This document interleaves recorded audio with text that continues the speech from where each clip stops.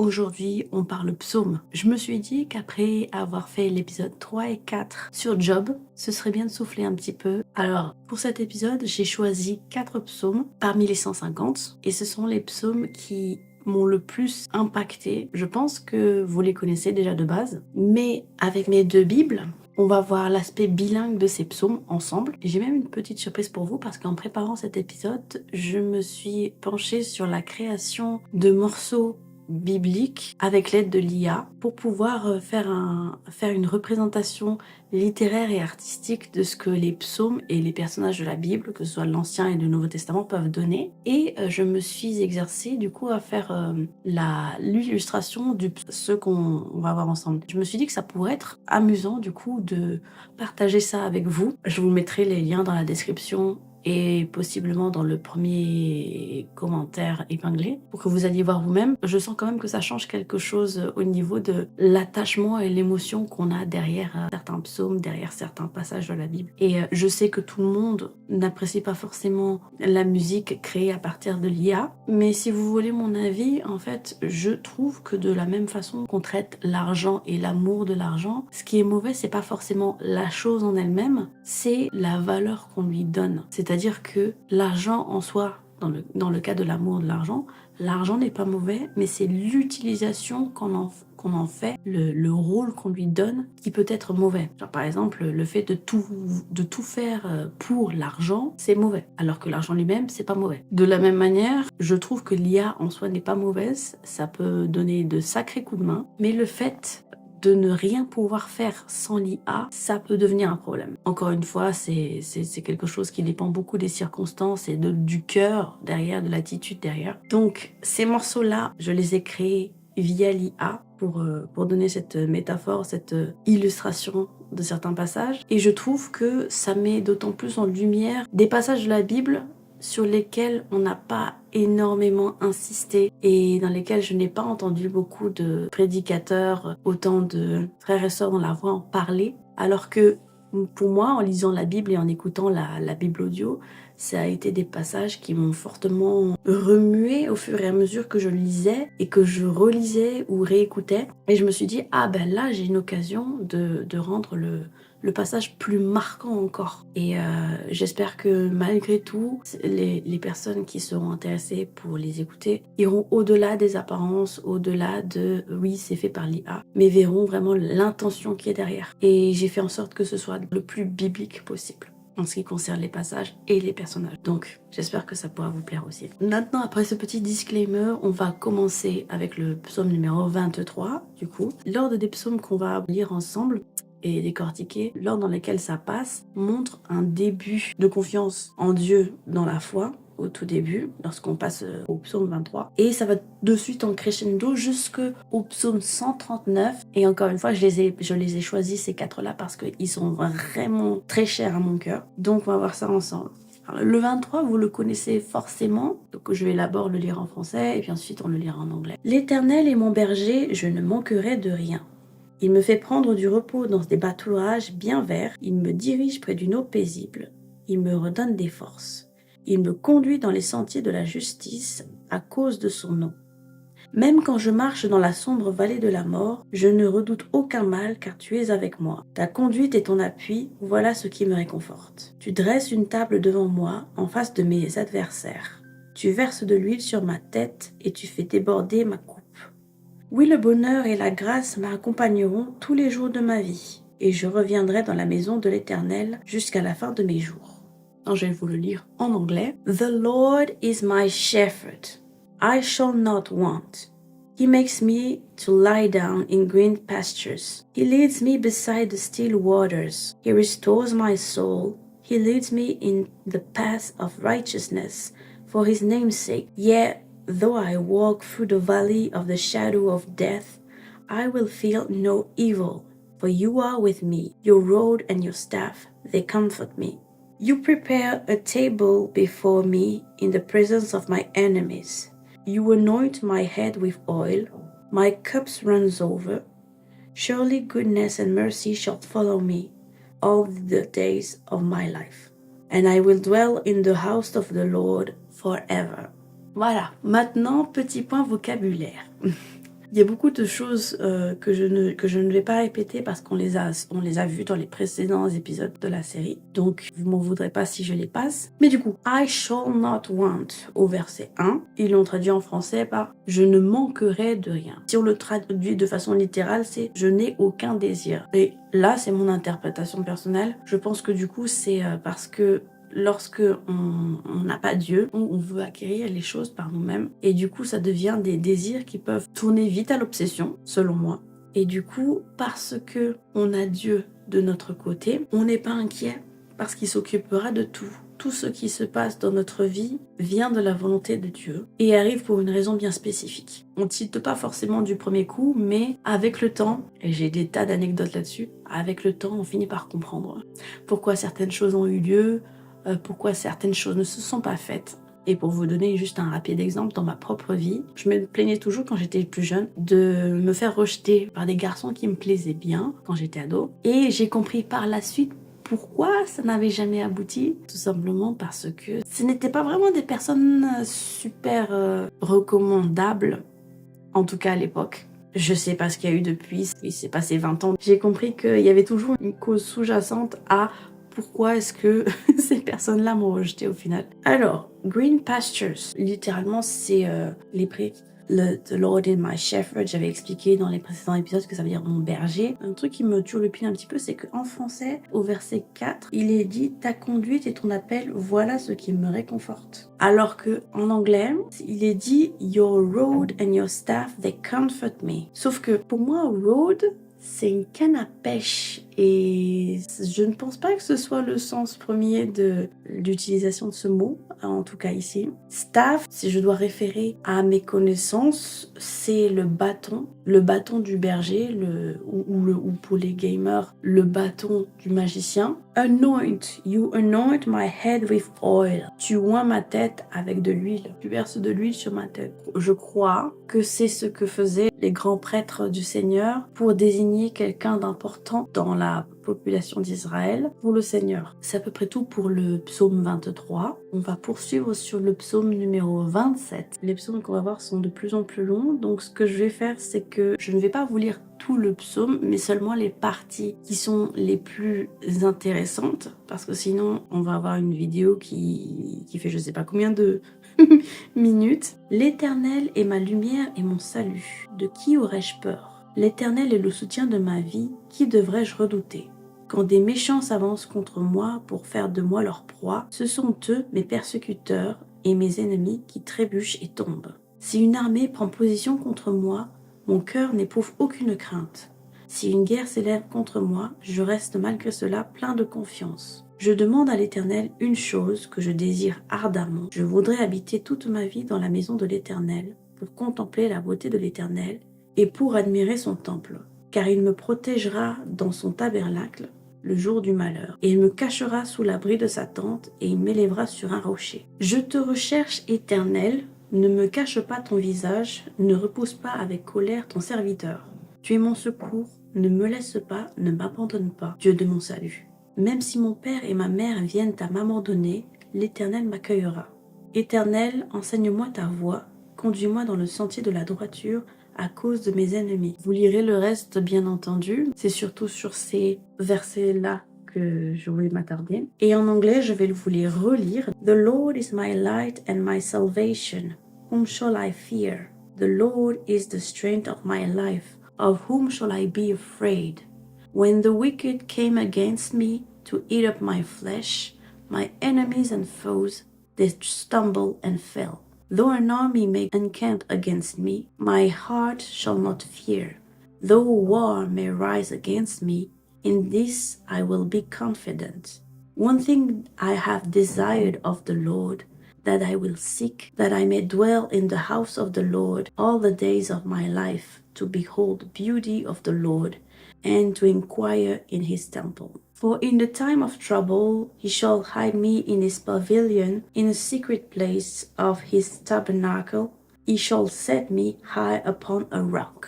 Et le morceau que j'ai créé pour illustrer ce psaume-là s'appelle Whom Shall I Fear, qu'on retrouve du coup au verset numéro 1. Et qui veut dire de Qui aurais-je peur? Though an army may encamp against me, ils l'ont traduit par si une armée prend position contre moi. Encamp, prendre position, je le comprends comme livrer bataille contre moi, camper contre moi. Je pense que vous avez l'image en tête.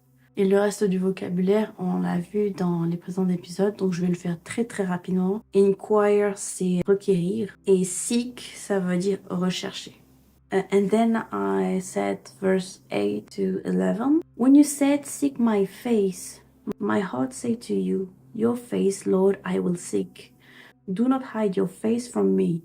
Do not turn your servant away in anger. You have been my help. Do not leave me nor forsake me, O God of my salvation. When my father and my mother forsake me, then the Lord will take care of me.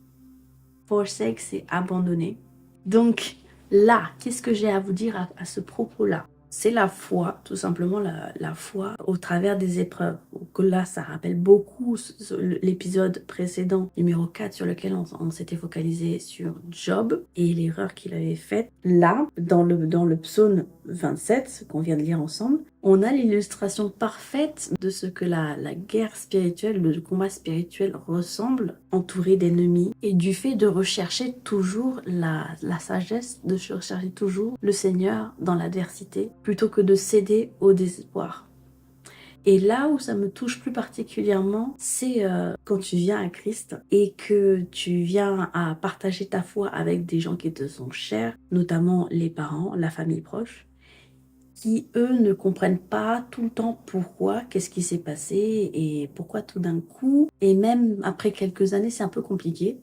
Je pense que pour les personnes qui viennent à Christ, il y aura toujours cette phase où on se dira « Waouh, c'est une partie très importante de ma vie là et ça va probablement changer le reste de ma relation. » Je dis « ma ».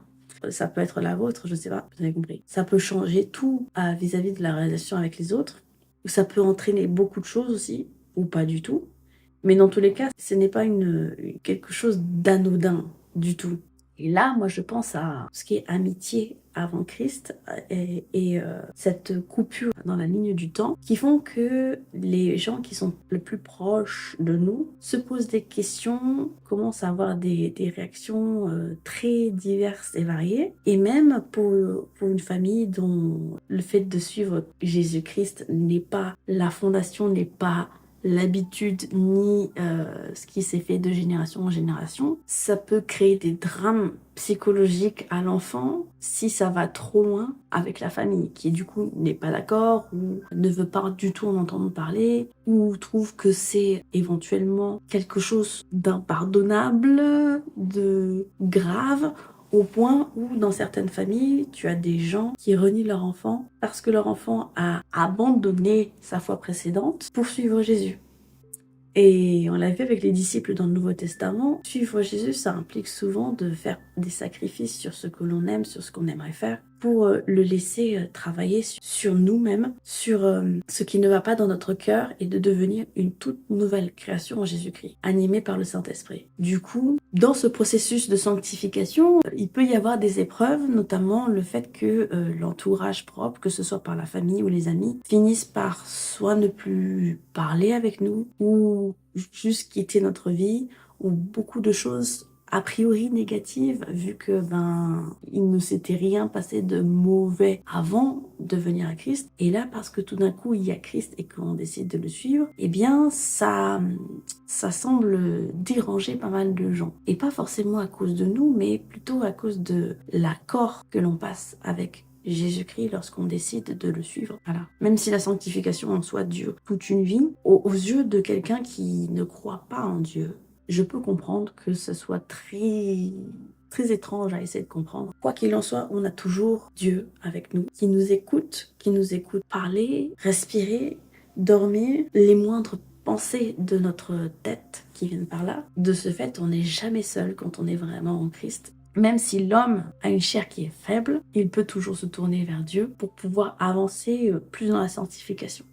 C'est une thématique qui concerne absolument tout chrétien, parce que même si les gens se sentent loin de Dieu, lui il est toujours là. Le psaume 27 que j'ai créé, il est aussi dans la description et dans le commentaire épinglé. Et on va avancer sur le psaume 73 maintenant. Encore une fois, je ne lis que les parties qui sont les plus marquantes à mes yeux. Vous pourrez lire le reste du chapitre du psaume dans votre livre, ou l'écouter. Oui, Dieu est bon pour Israël, pour ceux qui ont le cœur pur. Toutefois mon pied allait trébucher, mes pas étaient sur le point de glisser, car j'étais jaloux des vantards en voyant le bien-être des méchants. Rien ne les tourmente jusqu'à leur mort, et leur corps prend de l'embonpoint. Ils n'ont aucune part aux souffrances humaines. Ils ne sont pas frappés comme le reste des hommes. Donc ça c'était versets 1 à 5. Et un peu plus loin, au verset 13. C'est donc pour rien que j'ai purifié mon cœur et que j'ai lavé mes mains en signe d'innocence. Chaque jour je suis frappé, tous les matins je suis repris. Si je disais « je veux parler comme eux », alors je trahirais tes enfants. Quand j'ai réfléchi pour comprendre cela, la difficulté a été grande à mes yeux, jusqu'au moment où je suis rentré dans les sanctuaires de Dieu et où j'ai prêté attention au sort final des méchants.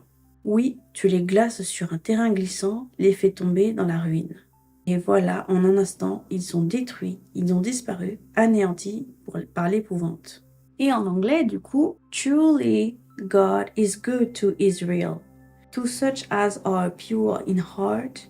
But as for me, my feet had almost stumbled. My steps are nearly slipped, for I was envious of the boastful, when I saw the prosperity of the wicked. For there are no pangs in their death, but their strength is firm. They are not a trouble as other men, nor are they plagued like other men. » Slipped, ça veut dire glisser. Encore une fois, si vous voulez entendre ma version musicale via Suno, je vous la mets là. Boastful, c'est ceux qui se vantent, les vantards. For there are no pangs in their death. Donc, ils ont traduit ça par rien ne les tourmente jusqu'à leur mort. Pangs, moi ça me fait penser à hunger pangs, lorsqu'on jeûne et que on a l'habitude de manger à des heures bien précises, et comme lorsqu'on jeûne on saute certains repas, et bien le corps qui a l'habitude d'avoir sa dose de nourriture à un certain temps va réclamer et va vous donner des signaux comme quoi il faut manger maintenant de suite. C'est ce qu'ils appellent hunger pangs. Donc les répercussions de cet inconfort. Nor are they plagued like other men. Frappés, ils ont traduit ça par frappés. Ils ne sont pas frappés comme le reste des hommes. Nor are they plagued by like other men. Ils ne sont pas atteints maladie, dans le sens maladie, comme les autres hommes. Et au verset 13 à 19 en anglais, and verse 13 to 19 in English. Surely I have cleansed my heart in vain, and washed my hands in innocence. For all day long I have been plagued and chastened every morning. If I had said, I will speak thus, behold, I would have been untrue to the generation of your children. When I thought how to understand this, it was too painful for me, until I went into the sanctuary of God, then I understood the end. Surely you set them in slippery places, you cast them down to destruction. Chasten, je rappelle que ça veut dire châtier. Le reste, franchement, je n'ai pas vraiment de commentaires étant donné qu'on l'avait déjà vu dans les épisodes précédents. Donc, si vous ne l'avez pas lu, les épisodes précédents, je vous encourage à le faire. Comme ça, vous savez de quoi il retourne. Et là, comme exemple, je peux rien vous donner de plus que ce qu'on voit tous les jours sur les réseaux sociaux de personnes malhonnêtes qui se font de l'argent, qui se font une notoriété en faisant ce qui est mal aux yeux de Dieu, dans l'unique but de s'enrichir ou de s'enorgueillir. Des exemples, on en verra tous les jours, honnêtement. Et ça, même peu importe le domaine dans lequel vous travaillez, dans le domaine dans lequel vous êtes, peu importe dans quel passage de votre vie vous êtes, on voit toujours que les personnes qui ne sont pas correctes, qui ont du coup appris à tricher ou à mentir pour parvenir à leur fin, si elles se font attraper, elles sont pas vraiment sévèrement punies en règle générale. Sauf que si on est encore sur Terre, c'est parce que Dieu le permet. Il nous a confié des capacités qui nous sont propres pour pouvoir en faire partager le corps de Christ. Et pas notre ego, mais à la fin, lorsque le jugement dernier arrivera, tout ce qu'on a fait sur Terre sera vu, évalué et jugé par Dieu lui-même pour savoir en gros si on reste avec lui auprès de lui, ou si on retourne dans le séjour des morts, mais de façon définitive cette fois-ci. Dans toute la Bible, Dieu nous dit de faire attention à notre cœur, de ne pas suivre la voie des méchants, afin qu'on puisse vivre auprès de lui. Et pour ça, il n'y a pas 36 000 solutions, il n'y en a qu'une, c'est Jésus-Christ. Donc, même si on voit qu'il y a beaucoup d'injustice, la vengeance n'est pas auprès de nous, mais elle est au Seigneur uniquement. Et s'il y a une partie du texte que vous ne comprenez pas, dites-le moi dans les commentaires, j'essaierai de répondre dès que je peux. Et le dernier psaume, du coup, c'est le psaume numéro 139. C'est le plus long, oui, mais c'est celui qui est le plus encourageant parmi les 4, qui me plaisent déjà beaucoup, parce que il révèle tout simplement de l'omniscience de Dieu. Et ce qu'on a souvent tendance à oublier en tant qu'humain. Éternel, tu m'examines et tu me connais. Tu sais quand je m'assieds et quand je me lève. Tu discernes de loin ma pensée. Tu sais quand je marche et quand je me couche, et toutes mes voies te sont familières. La parole n'est pas encore sur ma langue que déjà, Éternel, tu la connais entièrement. Tu m'entoures par derrière et par devant, et tu mets la main sur moi. Une telle connaissance est trop extraordinaire pour moi. Elle est trop élevée pour que je puisse l'atteindre. Où pourrais-je donc aller loin de ton esprit? Où pourrais-je fuir loin de ta présence? Si je monte au ciel, tu es là. Si je me couche au séjour des morts, tu voici. Si je me dis, au moins les ténèbres me couvriront, la nuit devient lumière autour de moi. Même les ténèbres ne sont pas obscures pour toi. La nuit brille comme le jour et les ténèbres comme la lumière. C'est toi qui as formé mes reins, qui m'as tissé dans le ventre de ma mère. Je te loue de ce que je suis une créature si merveilleuse. Tes œuvres sont admirables et je le reconnais bien. Mon corps n'était pas caché devant toi lorsque j'ai été fait dans le secret, tissé dans les profondeurs de la terre. Je n'étais encore qu'une masse informe, mais tes yeux me voyaient, et sur ton livre étaient inscrits tous les jours qui m'étaient destinés avant qu'un seul d'entre eux n'existe. Et enfin, dernier verset, examine-moi, ô Dieu, et connais mon cœur. Mets-moi à l'épreuve et connais mes pensées.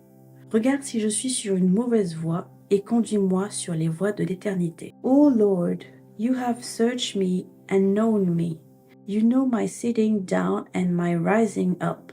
You understand my thought afar off. You comprehend my path and my lying down, and are acquainted with all my ways. For there is not a word on my tongue, but behold, O Lord, you know it altogether. You have hedged me behind and before, and laid your hand upon me. Such knowledge is so wonderful for me. It is high, I cannot attain it. Where can I go from your spirit, or where can I flee from your presence? I ascend into heaven, you are there. If I make my bed in hell, behold, you are there. Et là, c'est quelque chose que j'ai appuyé beaucoup dans mes précédents épisodes. C'est, tu sais, quand je m'assieds et quand je me lève, tu discernes de loin ma pensée. C'est-à-dire que Dieu connaît vos pensées avant que vous ne les pensiez. Il le sait déjà, donc ça sert à rien de lui cacher quoi que ce soit. Et en anglais, ils le traduisent par « You know my sitting down and my rising up. You understand my thought afar off ». Donc afar off, c'est pas quelque chose que j'ai l'habitude d'entendre au quotidien, mais ils le traduisent du coup en français par tu discernes de loin. Afar off. Far, ça veut dire loin. Acquaintances, ce sont les connaissances, les personnes quoi. Alors que là, au verset 3, c'est You comprehend my path and my lying down, and are acquainted with all my ways. Acquainted, ça veut dire que tu les connais déjà. Connaissance, connaître. You have hedged me behind and before, au verset 5, and laid your hand upon me. En français, il traduit ça par tu m'entoures par derrière et par devant. Hedge me behind and before, par derrière, par devant. And laid your hand upon me. Et tu mets ta main sur moi. Upon, c'est sur. Ascend, ça veut dire monter. Ascend into heaven. Si je monte au ciel, tu es là. If I ascend to heaven, you are there. And then at verse 11, if I say, surely the darkness shall fall on me, even the night shall be light about me. Indeed, the darkness shall not hide from you, but the night shines as the day, and the darkness and the light are both alike to you. C'est-à-dire que même dans le noir, ça n'empêche pas Dieu de venir te parler, de venir près de toi. For you formed my inward parts, you covered me in my mother's womb. I will praise you, for I am fearfully and wonderfully made. My frame, mon corps, ma silhouette, skillfully wrought in the lowest part of the earth, qu'ils ont traduit par tissé dans les profondeurs de la terre. And the last verses, verse 23 to 24. Search me, O God, and know my heart.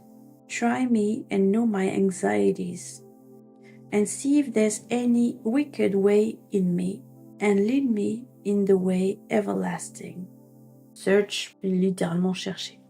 Everlasting, c'est pour toujours, même l'éternité. Donc, à défaut d'ouvrir une porte qui est déjà ouverte, le psaume 139 montre, comme je l'avais dit, l'omniscience de Dieu. Et le fait que peu importe ce qu'on fait, peu importe où on va, peu importe ce qu'on dit, il a toujours les yeux sur nous, sur nos pensées, sur ce que l'on dit. Et que tant qu'on vit, on peut toujours lui parler, toujours changer d'avis, toujours être en connexion avec lui. Parce que, encore une fois, on ne sait pas quand est-ce que notre dernier jour sur Terre arrivera. Comme en plus de ça, on est dans une époque où il se passe vraiment beaucoup de choses et très très vite. J'ai beaucoup d'espoir pour les personnes que je connais, qu'elles vivent ce que j'ai vécu quand je suis venue à Christ, avec la guerre spirituelle qui est permanente. On a toujours besoin de se refocaliser sur ce que Dieu a dit de nous et de ne plus écouter les mensonges de l'ennemi. La pluie tombe sur le juste comme sur l'injuste. Dieu connaît tout de nous. Il ne se contente pas de nous voir, de nous regarder, mais il utilise des gens pour nous parler, il utilise des circonstances, des maladies pour nous parler. C'est un message de foi en fait. On n'est jamais seul. Littéralement, Dieu pour moi, c'est l'amour inconditionnel. Comme ça avait été dit dans le psaume 73. Si père et mère m'abandonnent, alors j'ai Dieu. Enfin, je veux dire, ce qu'on fait, ce que chacun fait avec les dons que Dieu nous a donnés en choisissant les plans de Dieu par rapport à ceux que l'on a nous, ça nous sort de la zone de confort. Vraiment, c'est un truc de zinzin. Et au final, aucun homme avec un grand H ne pourra jamais nous écouter, il ne pourra jamais rester imperturbable par rapport à l'état dans lequel on est. Vraiment, aucun être humain non plus ne peut donner la paix la plus sereine au monde, c'est pas possible. Alors que la paix de Dieu dépasse tout entendement et que, selon moi, ça devrait même pas être une peur irrationnelle de se dire que Dieu entend nos pensées et connaît nos besoins avant même qu'on ne les lui dise. Mais ce qu'il veut avant tout, c'est avoir une relation avec nous, parce que il nous en laisse du temps, on s'en rend pas compte, mais depuis que je suis en Christ et dites-vous que ça fera 2 ans le 16 juin prochain. Il s'est passé tellement de choses. Il y a des choses qui sont parties, mais de façon irréversible. Ça veut pas dire que c'est facile tous les jours. La vie chrétienne, comme je l'avais dit, c'est pas facile. Mais on vient à Christ comme on est, mais on lui permet de faire le travail en nous et de travailler avec nous sur les choses du vieil homme, c'est-à-dire de notre vie avant Christ, pour avancer tous les jours avec lui. Peu importe comment c'est, parce que il y a beaucoup de choses qui sont montrées sur les réseaux sociaux et c'est difficile de pas tomber dans le piège de la comparaison, qui est un piège de l'ennemi, mais de pouvoir honorer Dieu et honorer la création. Et pour illustrer ce psaume-là, encore une fois, je mets tous les morceaux que j'ai créés via Suno. J'espère que ça vous sera bénéfique malgré tout et j'espère que ces psaumes-là auront pu faire écho en vous comme ils ont fait écho en moi. Pour l'épisode 6, je sais pas trop où est-ce qu'on sera à ce moment-là, mais à moins que j'ai un empêchement, je vous dis à dimanche prochain 17h pour la suite des événements. Voilà. Et pour ceux qui regardent le reste de ma chaîne aussi, je vous dis à la semaine prochaine. Que Dieu vous garde. Bye.